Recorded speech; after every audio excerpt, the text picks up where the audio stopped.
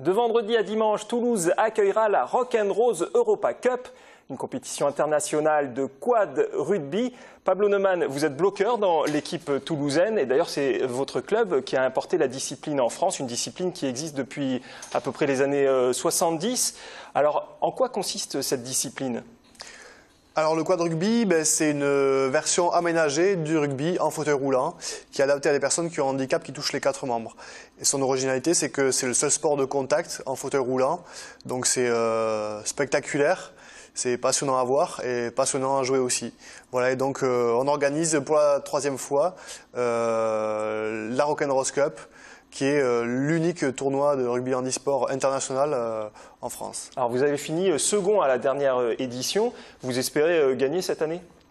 Bien sûr, comme tout compétiteur, on part avec l'objectif de terminer sur la plus haute marche du podium. Ça va être quand même très dur cette année, on en est conscient, parce qu'on accueille des équipes qui sont vraiment parmi les meilleures du circuit européen, avec des joueurs qui sont également parmi les meilleurs du circuit européen.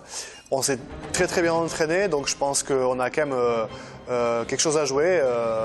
On voit des images là de ce qui se passe en fait. Alors c'est comme vous dites, c'est sport de contact, c'est-à-dire que on y va quoi. Ça latte, si je peux dire. Ah ben ouais, ça latte, exactement. C'est vraiment l'originalité de ce sport-là. C'est un petit peu un mélange entre le rugby, les échecs et Mad Max. Les auto-tamponneuses, voilà. Les fauteuils sont complètement carénés et préparés pour pouvoir encaisser les chocs. Et ouais, c'est ce qui fait que c'est assez intéressant. Alors c'est impressionnant, mais je vous rassure tout de suite, c'est complètement sécurisé pour les joueurs.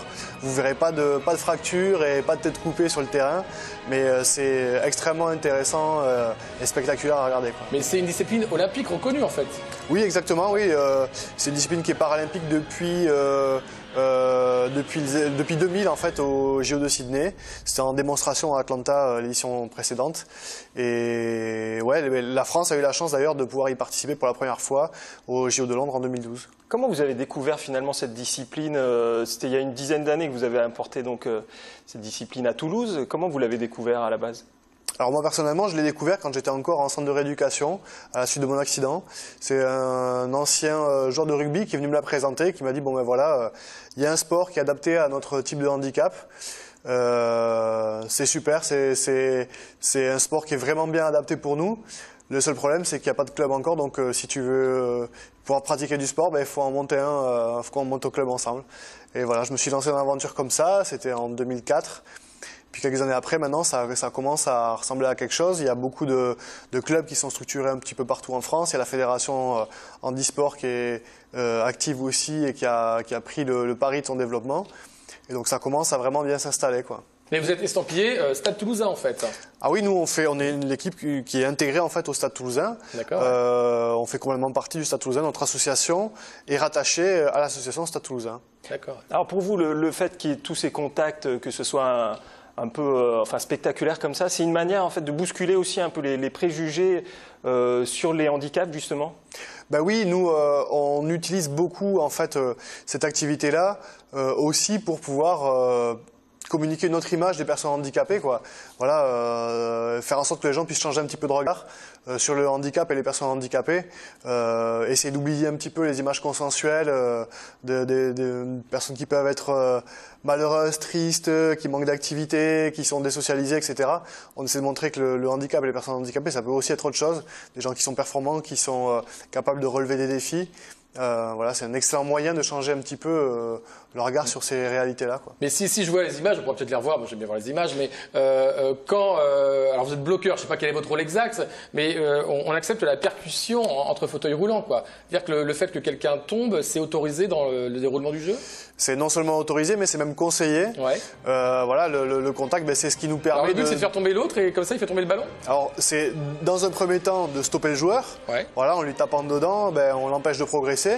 On a le droit également au contact sans ballon. Les règles sont complètement adaptées en fait au handicap des joueurs. C'est pour ça qu'on joue notamment avec un ballon de volley qui est très léger, très facile à manipuler, ce qui est le plus simple pour des personnes qui ont un handicap qui touchent les 4 membres.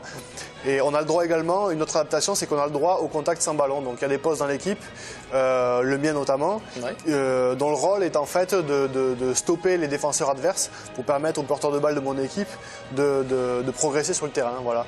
Donc c'est pour ça qu'on utilise les contacts à la fois en phase offensive et également en phase défensive, bien sûr pour empêcher les joueurs de progresser. Jérôme, la grosse journée c'est le vendredi 13, je crois. C'est ça, et vous affrontez Amsterdam, qui est l'une des grosses équipes européennes, c'est ça?